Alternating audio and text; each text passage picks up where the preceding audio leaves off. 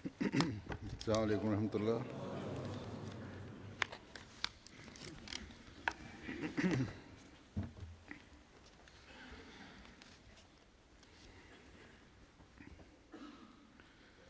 أشهد أن لا إله إلا الله وحده لا شريك له وأشهد أن محمدًا عبده ورسوله أما بعد فأعوذ بالله من الشيطان الرجيم بسم الله الرحمن الرحيم الحمد لله رب العالمين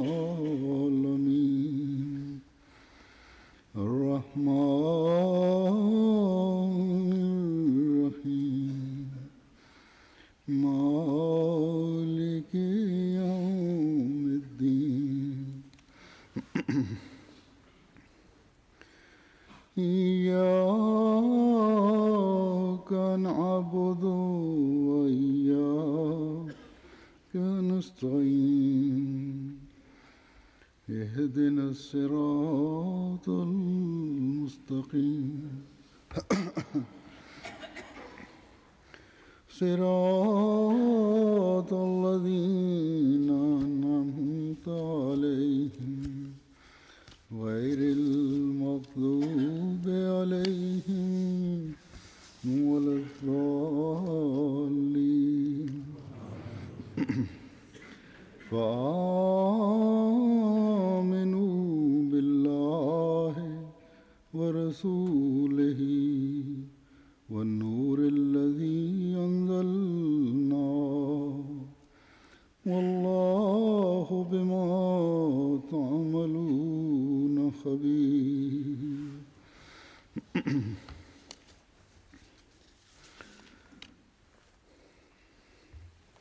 اللہ تعالیٰ کا اپنے بندوں پر Allah a accordé à l'homme une grâce immense en faisant de lui le meilleur de la création. En ce faisant, il lui a accordé une intelligence par l'entremise duquel il arrive à maîtriser la création de Dieu et ainsi il arrive à en tirer le meilleur avantage de la création.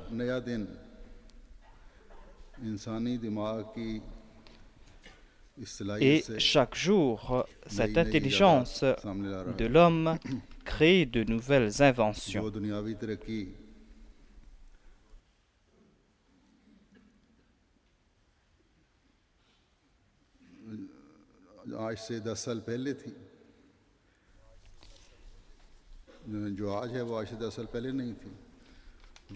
Les progrès que nous voyons aujourd'hui étaient inconnus 10 ans de cela.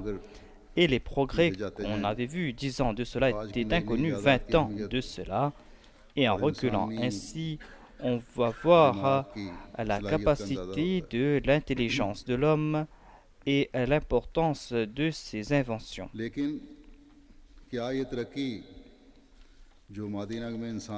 Mais ces progrès matériels sont-ils les seuls buts et les seuls objectifs de la vie de l'homme?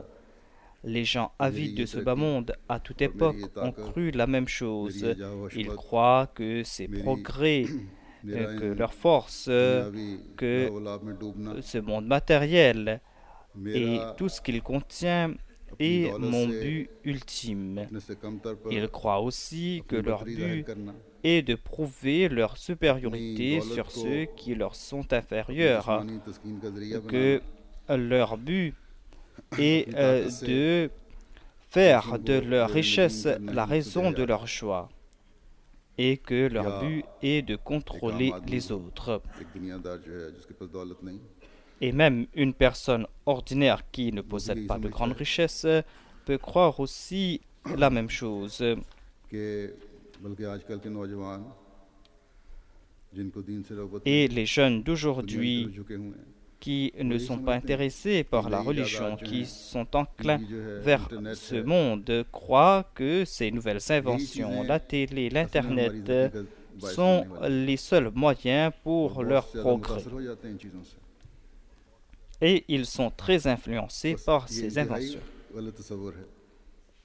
इस तस्वुर ने Ce sont là des concepts complètement erronés. Et इस ces तस्वुर ने concepts ont fait naître de grands usurpateurs. Ce concept a fait naître de grands अयाशियों में डूबे हुए tyrans. इंसान पैदा किए। Ce concept a généré des gens qui s'adonnent à bribes abattues au plaisir de ce bas monde.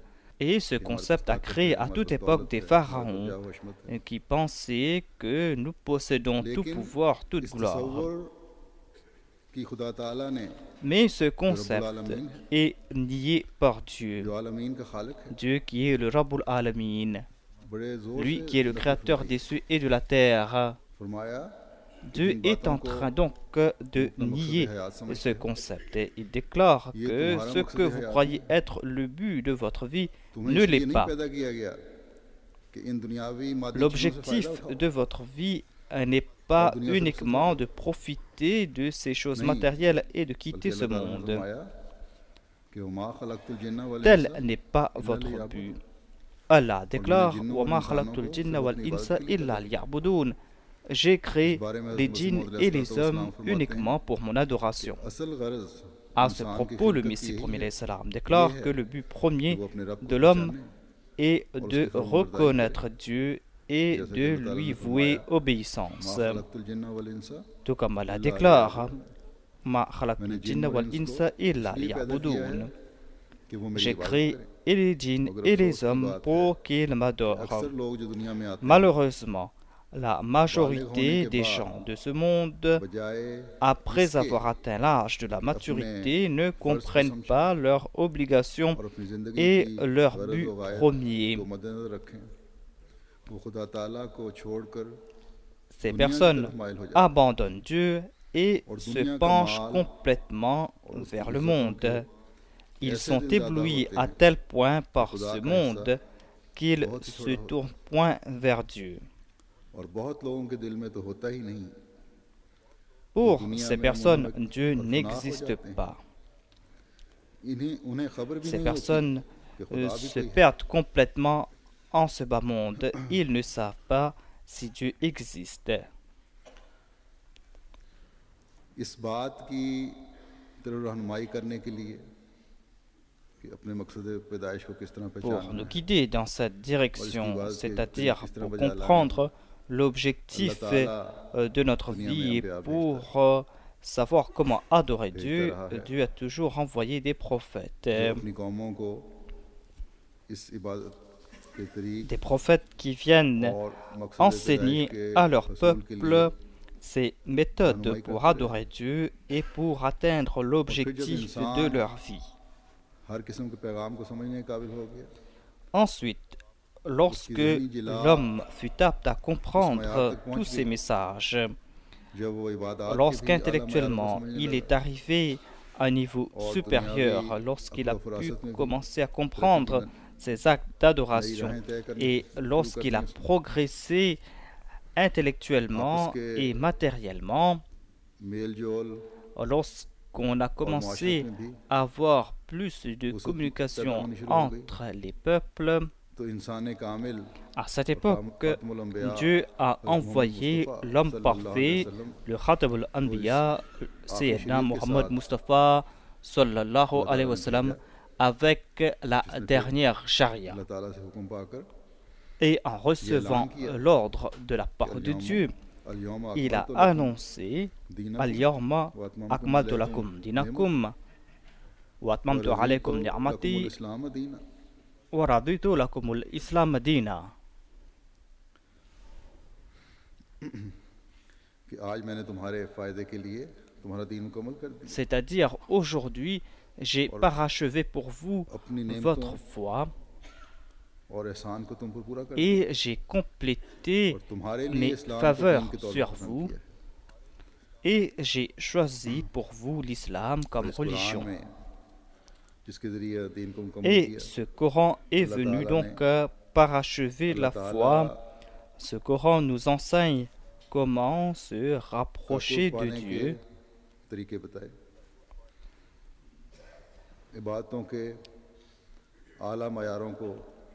Il nous montre comment atteindre l'apogée dans le domaine de ces actes d'adoration, comment se comporter dans la société.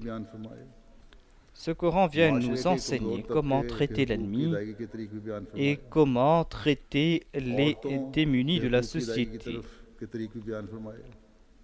Il nous montre aussi comment s'acquitter de ses devoirs envers les femmes. Le Coran nous parle aussi de ces nouvelles inventions et quels sont les avantages que va en tirer l'homme.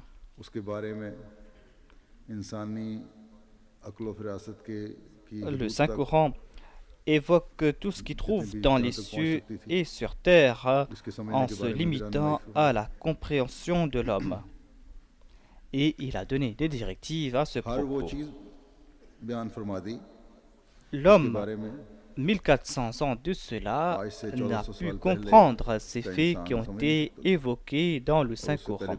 Et l'homme d'avant cette période ne pouvait même pas comprendre ces points.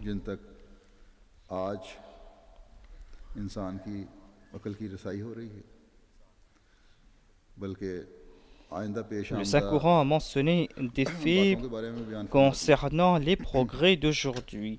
Le Saint-Coran évoque aussi des faits concernant le futur.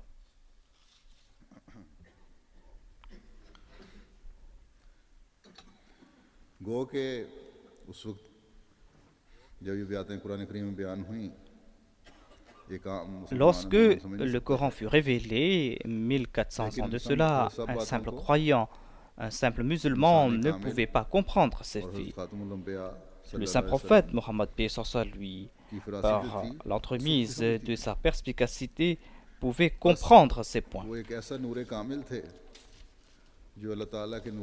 Il était une lumière parfaite et il a été éclairé par Dieu lui-même. Et il a aussi éclairé ses propres compagnons et ils en ont profité selon leurs aptitudes. Il leur a enseigné comment adorer Dieu et il les a poussés vers les sommités de ces actes d'adoration.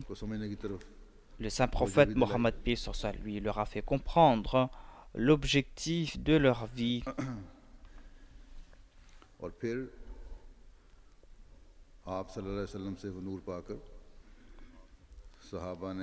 Ils ont reçu cette lumière du saint prophète Mohammed lui. Et selon leurs aptitudes et leurs capacités, ils ont répandu cette lumière. Et les lampes se sont allumées les unes après les autres.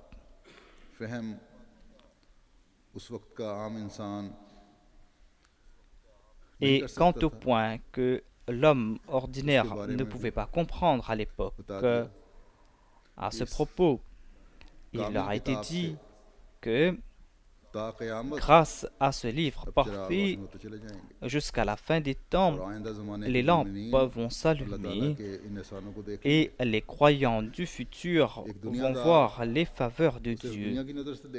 Quant à celui qui est amoureux de ce bas monde, verra cela par l'entremise de ses yeux d'homme ordinaire.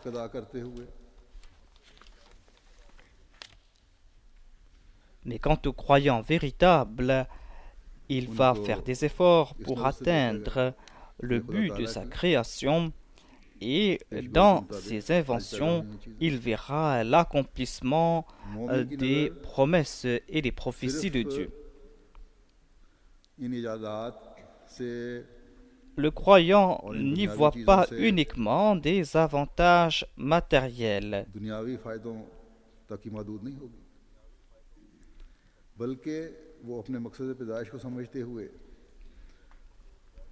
Le croyant va comprendre le but de sa vie et il va faire des efforts pour profiter de cette lumière qui a été révélée par l'entremise du saint prophète Mohammed Mustafa sallallahu alayhi wa sallam.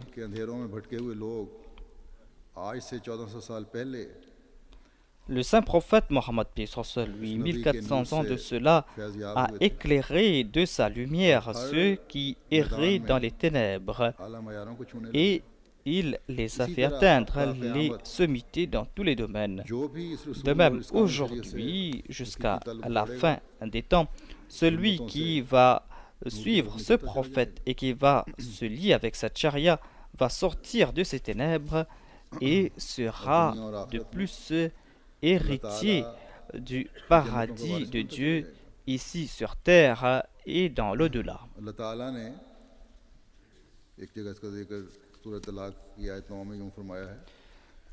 Dans la sourate Al-Talaq, Allah déclare à ce propos: Rasulan yatlu alaykum ayatillahi mubayyinatin liyukhrija alladhina amanu wa amilu salihati min adh-dhulumati ila an-nur wa man yu'min billahi wa ya'mal salihan yudkhiluhu jannatin tajri min tahtiha al-anhar khalidina fiha abada.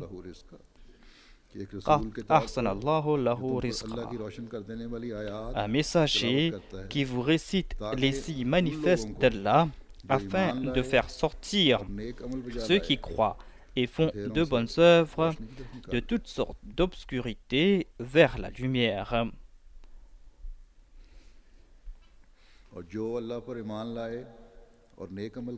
Et quiconque croit en Allah et fait de bonnes œuvres, il le fera entrer dans des jardins à travers lesquels coulent des ruisseaux pour y demeurer éternellement. Allah a en vérité fait pour lui une excellente provision.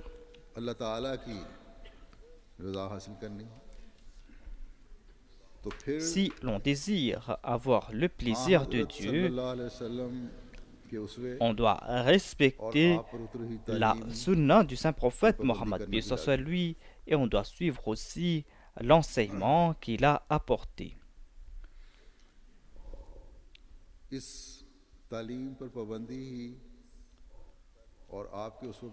C'est en respectant ces enseignements et c'est en suivant l'exemple du saint prophète Mohammed lui que nous allons sortir de l'obscurité. Et c'est là que nous pourrons avoir aussi le plaisir de Dieu.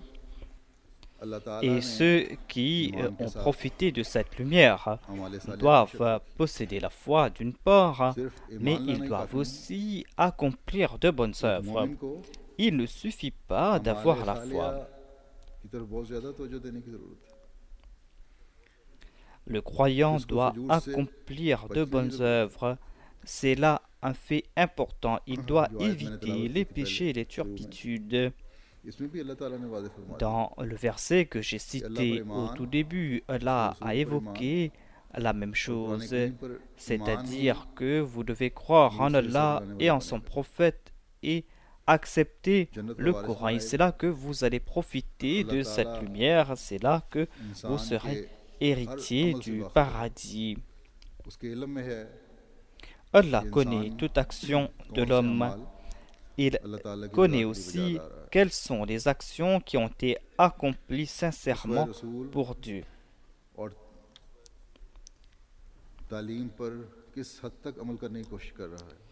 Il sait aussi jusqu'à quel point on est en train de faire des efforts pour suivre la sunna du saint prophète Mohammed lui. Il sait aussi si la foi est sincère ou qu'elle est simple déclaration. Allah nous a accordé de grandes faveurs en envoyant ce prophète en suivant lequel on pourra avoir le salut ici-bas et dans l'au-delà. Il incombe donc aux croyants de suivre cet enseignement. Ils doivent suivre cet enseignement qui est parfait. C'est un enseignement parfait et complet. Et voyez aussi cette faveur continuelle de Dieu. En disant wa akharina minhum, il déclare que la grâce du saint prophète Mohammed soit lui et la lumière du saint Coran seront perpétuelles. Après une période d'obscurantisme, le Messie premier l'Islam viendra et c'est lui qui va profiter le plus de la lumière du saint prophète Mohammed. Et ainsi, il va guider les gens de nouveau vers Dieu et il va retirer les hommes de l'obscurantisme et va les mener vers la lumière. Ce Messie promis et ce Mahdi promis va retirer la Ummah et l'humanité de cette obscurité qui a trait à la connaissance et aux croyances. Celui qui va se lier avec cet imam, celui qui va l'accepter, celui qui sera sincère envers lui dans sa relation, celui qui va éviter les futilités de ce bas monde en prêtant allégeance à lui, il aura la bonne nouvelle qu'il va attirer la grâce de Dieu et aura la bonne nouvelle de son paradis. Les Ahmadis ont donc cette bonne nouvelle d'une part, mais ils ont aussi des soucis à se faire. Ils doivent faire leur examen de conscience pour profiter de cette lumière. Il y a la condition yu'min billahi wa ya'mal saliha, c'est-à-dire que vous devez croire en Dieu, certes, mais vous devez aussi accomplir de bonnes œuvres. Et donc en tête de tout le temps ces bonnes œuvres. Vous devez connaître et faire la différence entre les bonnes œuvres et les mauvaises actions. Il y a des questions que l'on considère comme insignifiantes. Il y a par exemple l'expression de sa joie. Quelles sont les limites qu'on a fixées dans l'expression de sa joie et quelles sont les limites qu'on a fixées dans l'expression de sa tristesse? Et la joie et la tristesse accompagnent l'homme tout le temps. Et on doit fixer cette limite dans l'expression de sa joie et de sa tristesse. Les musulmans sont influencés par cette société d'aujourd'hui et ils sont coupables de coutumes et d'innombrables innovations. Et lorsqu'ils expriment leur tristesse, ils sont coupables d'autres coutumes et d'innovations. Un Ahmadi doit donc méditer sur cette question. Il doit comprendre que toute action qu'il accomplit doit apporter des avantages. Et dans toute action, il doit respecter les limites fixées par Dieu et par son prophète sallallahu alayhi wa sallam. J'ai évoqué la joie et la tristesse. Parmi les grandes joies, il y a le mariage. Le mariage est une obligation. Lorsque quelques compagnons ont dit au saint prophète Mohammed lui qu'ils ne vont pas se marier afin de se consacrer entièrement à l'adoration de Dieu, ils ont été réprimandés par le saint prophète Mohammed lui. Il a déclaré que la vertu réside dans le fait que vous devez suivre ma sunna et suivre mes enseignements. Le saint prophète a déclaré que je me suis marié, mais je jeûne aussi, je rends culte à Dieu aussi. Et le niveau des actes d'adoration du saint prophète Mohammed lui dépasse notre entendement. C'est donc une obligation pour un musulman qu'il doit se marier. S'il n'y a pas d'obstacle, il doit certainement se marier. Mais maintenant, il y a certaines pratiques qui sont en vogue parmi les musulmans, surtout dans la société pakistanaise et en Inde. Des pratiques, des innovations qui n'ont aucun lien avec l'islam, même de loin.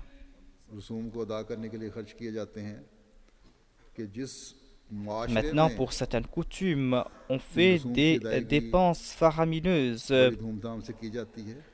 Et dans ces sociétés-là, on fait de telles dépenses avec pompe.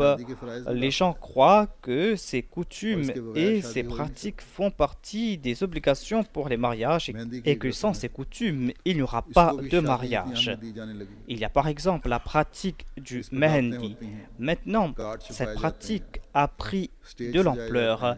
Il y a des réceptions à ce propos, on imprime des cartes à ce propos, on décore des estrades à ce propos. Et les festins durent plusieurs jours. On organise cela avant le mariage et cela dure plusieurs semaines.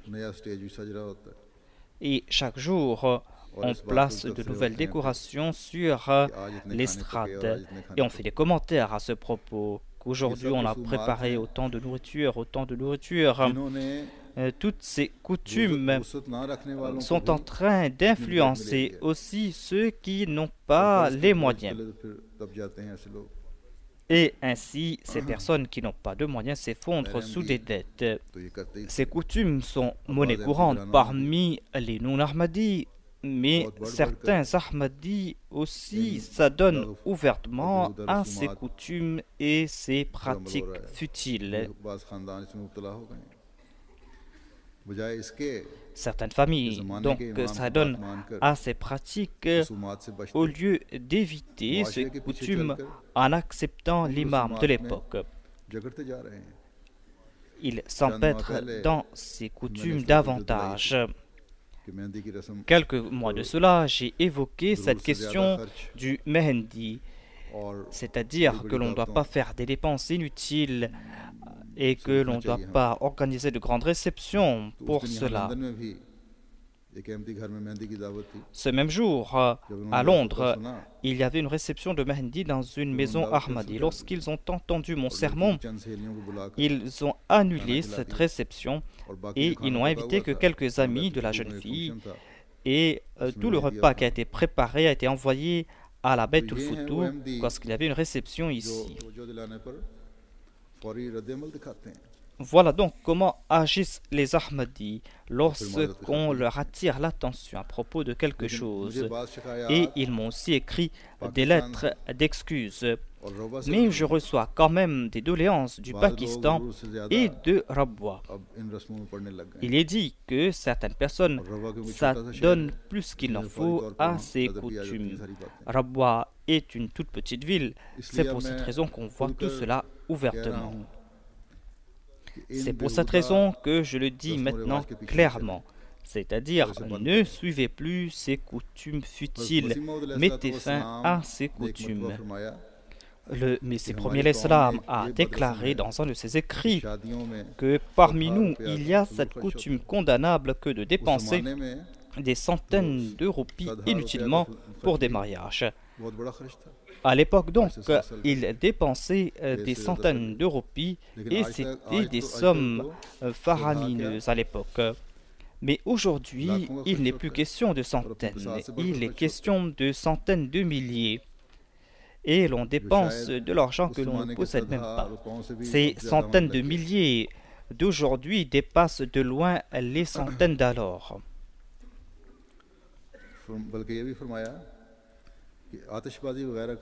Le Messie premier l'Islam a aussi déclaré que les feux d'artifice aussi sont interdits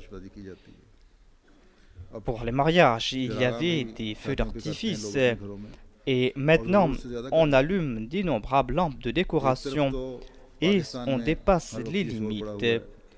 D'une part, au Pakistan, on déclare et on crie qu'il y a des coupures d'électricité, qu'il n'y a pas d'électricité pendant des heures et des heures et que la cherté de la vie brise l'échine.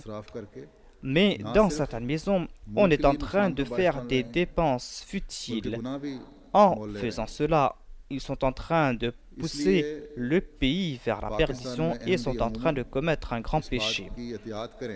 Les Ahmadis au Pakistan doivent prendre donc des précautions, ne doivent pas faire des dépenses futiles et inutiles. à Rabwa, c'est le Sadr Amoumi qui doit prendre cette responsabilité et doit faire en sorte qu'on ne fasse pas de dépenses futiles pour le mariage, qu'il n'y a pas étalage de richesse pour les mariages.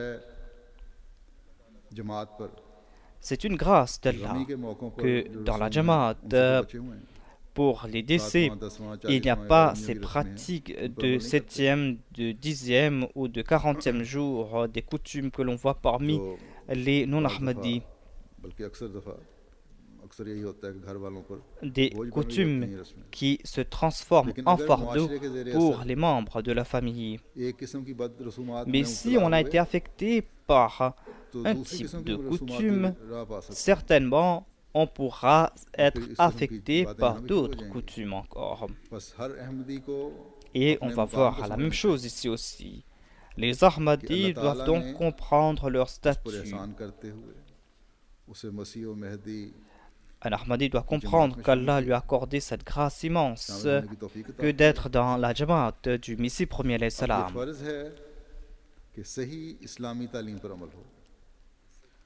Il incombe donc à tout Ahmadi de suivre les enseignements véritables de l'islam.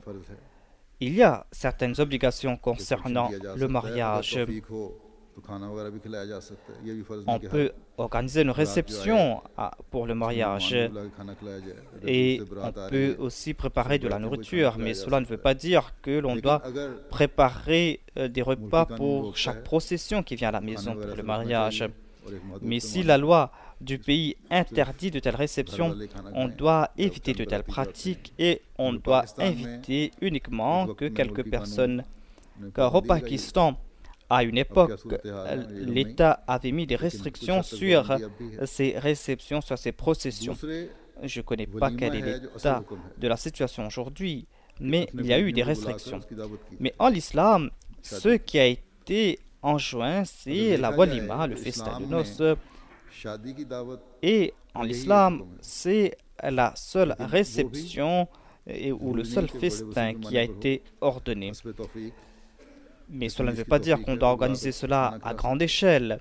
On doit organiser cette réception selon nos aptitudes et nos capacités. Comme je l'ai déclaré, Allah a déclaré que le but de notre vie est son adoration. Toute bonne action accomplie pour la cause de Dieu se transforme en acte d'adoration. C'est en ayant en tête ces faits que nous pourrons atteindre notre salut. Et ainsi, nous pourrons éviter ces coutumes, ces frivolités, ces dépenses futiles. Et on va éviter aussi ces actes indécents. On va éviter ces crimes et ces délits. Des fois, les gens commettent ces délits inconsciemment. Il y a certains crimes qui sont commis par des tyrans, mais en pratiquant de telles coutumes, on commet des crimes contre soi-même, et en répandant cela dans la société, on commet un crime contre les pauvres qui pensent que cela fait partie des obligations concernant le mariage.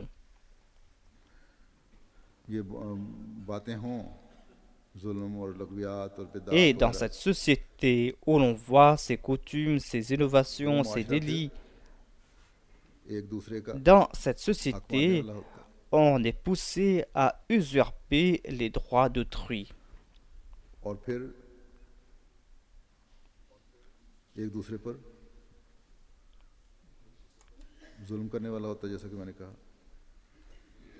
Et on commet aussi des crimes les uns envers les autres.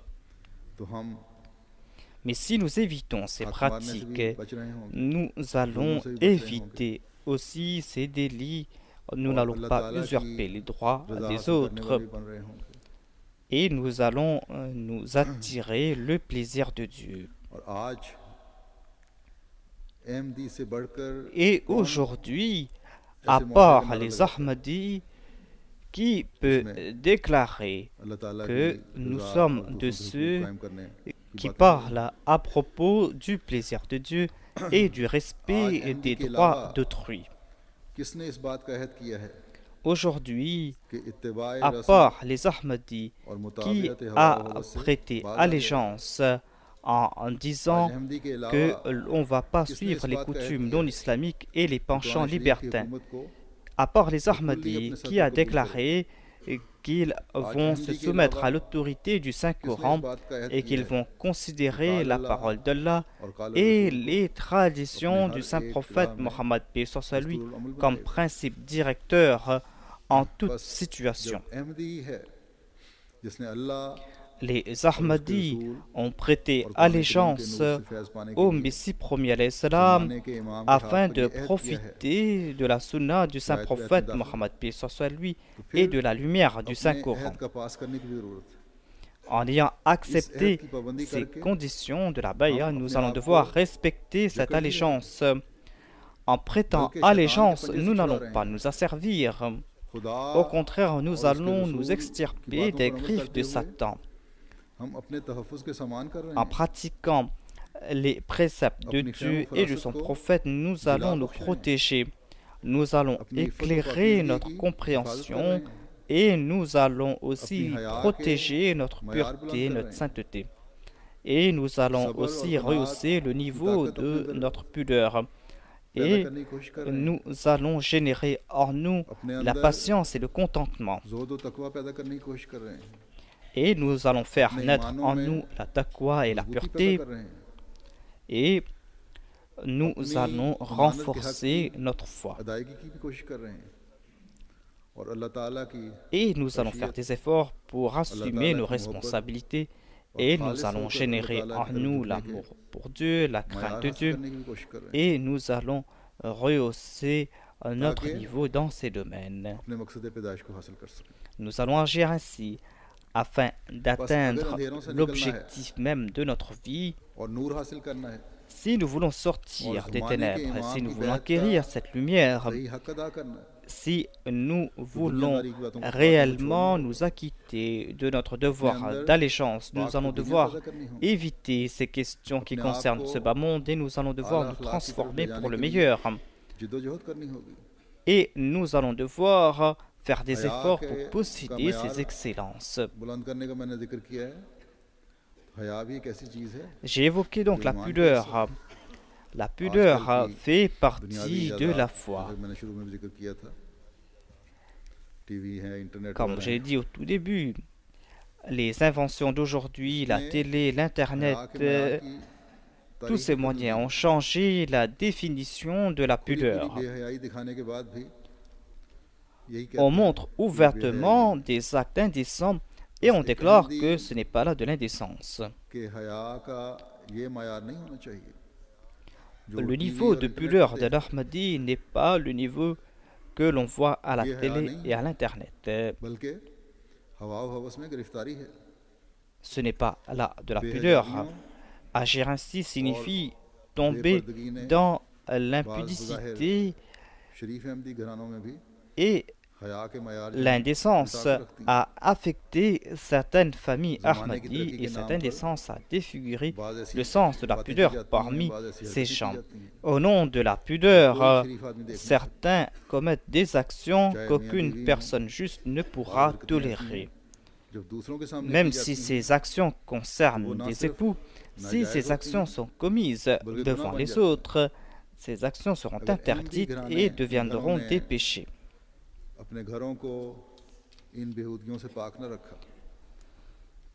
Si les familles Ahmadis ne se sont pas protégées de ces actes indécents, ils ne vont pas respecter ce serment qu'ils ont pris et ils vont détruire aussi leur foi. Ils ne vont pas respecter ce serment qu'ils ont pris aux mains de l'imam de l'époque. Le saint prophète Mohammed a déclaré ouvertement qu'Al-Haya shu'batun min al-iman. La pudeur fait partie de la foi. Les jeunes Ahmadis doivent comprendre ce fait et ils ne doivent pas tomber dans le filet de l'indécence en suivant les médias d'aujourd'hui. Sinon, ils vont perdre leur foi. C'est en raison de ces actes d'indécence que certaines personnes dépassent les limites et sont excommuniées de la Jamaat. Vous devez tout le temps avoir en tête cette pensée que toute action que j'accomplis doit être accomplie pour la cause de Dieu, pour son plaisir. Dans ce hadith, il est dit que le saint prophète, paix soit sur lui, a déclaré que l'indécence défigure celui qui est coupable d'indécence et la pudeur et la modestie embellit la personne qui est pudique et modeste. C'est cette beauté qui va générer en cette personne cet intérêt pour accomplir de bonnes œuvres. Dans ce hadith, il est dit que le saint prophète Mohammed lui a déclaré que vous devez éprouver de la pudeur face à Dieu, tout comme il se doit. Les compagnons ont déclaré que nous remercions Dieu car il nous a accordé cette pudeur. Le saint prophète lui a déclaré qu'il n'en est pas ainsi. La personne qui a de la pudeur doit surveiller son esprit et les pensées qui traversent son esprit.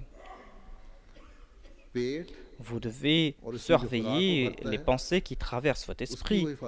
Celui qui a de la pudeur doit protéger son ventre et la nourriture qu'il consomme. Et il doit se souvenir de la mort et des épreuves. Quant à celui qui va regarder l'au-delà, il ne sera pas ébloui par l'éclat de ce monde. Celui qui va adopter cette voie va ressentir réellement de la pudeur. Voilà ce qu'a déclaré le saint prophète Mohammed paix soit sur lui. Donc, on doit se débarrasser de toute pensée impure. On doit ressentir cette pudeur à l'égard de Dieu. S'il y a des mauvaises pensées qui traversent l'esprit, on doit s'en détourner, on doit implorer le pardon de Dieu. Quand les pensées seront pures, les actions seront pures. Et ainsi, on va éviter ces futilités, et ces futilités ne vont point nous affecter. L'on doit aussi faire en sorte qu'on a des revenus licites. On doit faire des efforts licites au lieu d'être avide des biens des autres, au lieu de trouver des moyens illicites pour avoir son gagne-pain. Au Pakistan et ailleurs, il y a cette coutume de pot de vin. Ce ne sont pas là des moyens licites pour avoir des revenus. Le saint prophète a déclaré que vous devez surveiller ce que vous consommez. Cela veut dire tout simplement que l'on doit avoir des moyens licites. Voilà donc les gens qui croient réellement en Allah et en son prophète. Et il y a une prière du Messie premier l'Islam afin de rencontrer Dieu. Il déclare: ô mon Dieu tout-puissant, ô mon guide bien-aimé, guide-nous vers la voie qui mène ceux qui sont purs et véridiques, et protège-nous de ces voies qui invitent à la lascivité, à la haine, à la rancœur, à l'avidité de ce bas monde. Nous devons donc faire des efforts pour respecter notre serment d'allégeance. Nous devons comprendre ce serment d'allégeance et nous devons être parmi ceux qui croient réellement. Nous devons tout le temps comprendre que nous sommes ceux qui ont accepté ce prophète qui nous a guidés dans la bonne direction, qui nous a enseigné la distinction entre le bien et le mal. Si nous sommes victimes de ces coutumes et si nous allons placer sur nos épaules ce joug, eh bien, nous n'allons pas profiter de cette lumière, nous n'allons pas accomplir nos actes d'adoration. Dans un verset du Saint-Coran, Allah a déclaré à propos du saint prophète Mohammed Mustafa sallallahu alayhi wa sallam: يأمرهم بالمعروف وينهاهم عن المنكر ويحل لهم الطيبات ويحرم عليهم الخبائث ويدع عنهم إصرهم والأغلال التي كانت عليهم. Il leur enjoint le bien et leur interdit le mal et leur rend licite les choses saines et leur interdit les choses malsaines et leur ôte leur fardeau et les entraves qui pesaient sur eux. Il a enlevé donc ces entraves et ces chaînes qui étaient sur eux, sur les peuples d'antan. C'était des peuples qui ont oublié leur religion et qui ont placé sur leurs épaules ces chaînes et ces entraves, à l'instar des chrétiens et des juifs. Les musulmans en sont victimes aussi.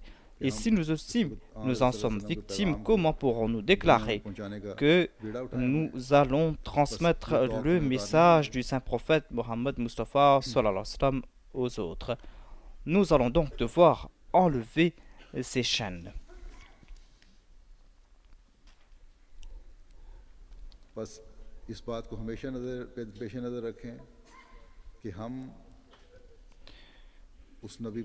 Nous devons donc comprendre que nous avons accepté ce prophète qui nous a fait comprendre la distinction entre ce qui est interdit et ce qui est licite et celui qui nous a débarrassés de ces chaînes. Mais comme je l'ai déclaré, les musulmans, malheureusement, ont oublié cela en dépit de ces déclarations claires. Ils ont placé sur les épaules ces chaînes et ces jougs.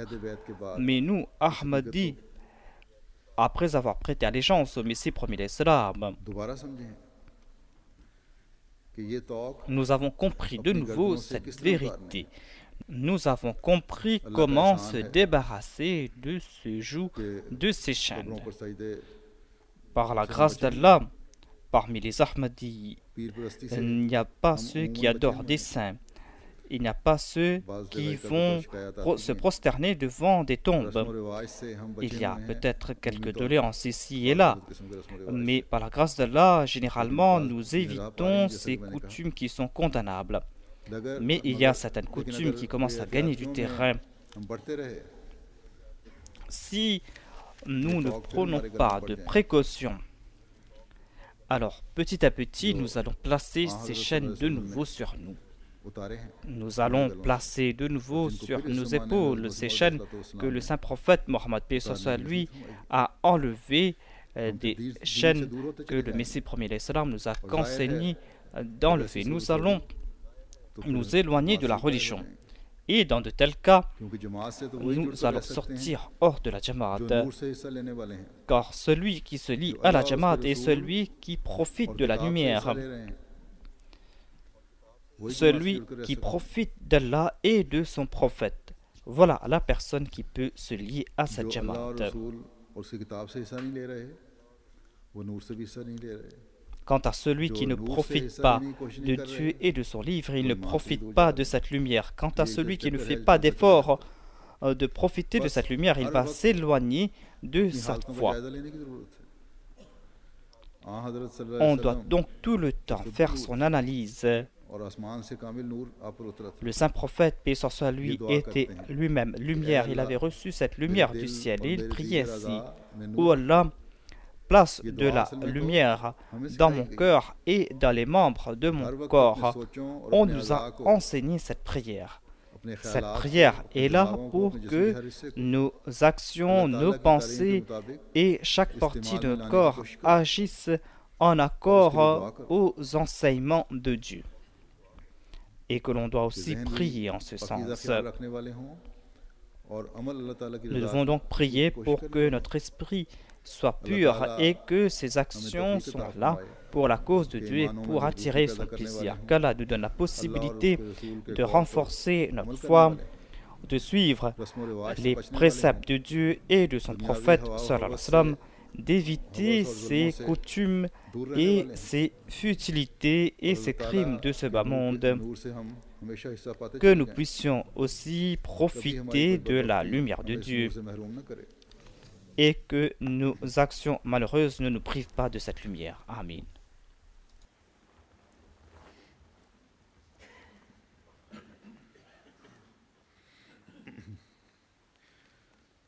الحمد لله